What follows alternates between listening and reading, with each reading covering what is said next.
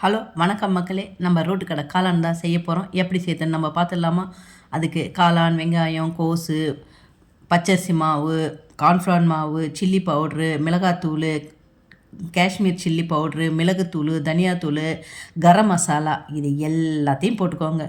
போட்டுக்கிட்டு தண்ணி சேர்க்காமல் நல்லா போண்டா நம்ம எப்படி போண்டா செய்யறதுக்கு நம்ம பிசையுமா அந்த மாதிரி கரெக்டான பதமாக பிசைஞ்சிட்டு ஒரு கடாயை வச்சு எண்ணெயை சேர்த்து குட்டி குட்டி குட்டியாக ரவுண்டாக உங்களுக்கு எந்த ஷேப்போ போட்டுக்கோங்க.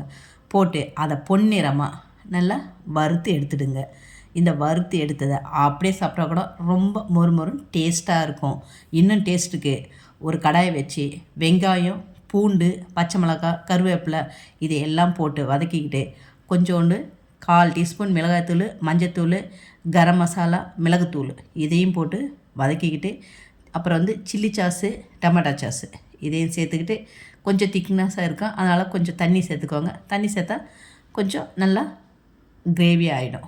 இந்த கிரேவியில் நம்ம ரெடி பண்ணி வச்சுருக்கிற அந்த காளான் பால்ஸை போட்டு இப்படி அப்படியும் நல்லா ஸ்மாஷ் பண்ணி கை நிறைய கொத்தமல்லியும் சின்ன சின்ன பொடியாக கட் பண்ண வெங்காயத்தையும் தூவி எடுத்துட்டோம்னா அட்டகாசமான ரோட்டு கடை காளான் நம்ம வீட்டிலே ரெடி ஆகிடுச்சு. நீங்களும் இது வீட்டில் செஞ்சு சாப்பிட்டு பார்த்துட்டு எப்படி இருக்குன்னு கமெண்ட்டில் சொல்லுங்கள். மறக்காமல் நம்ம சேனலை சப்ஸ்கிரைப் பண்ணிக்கோங்க.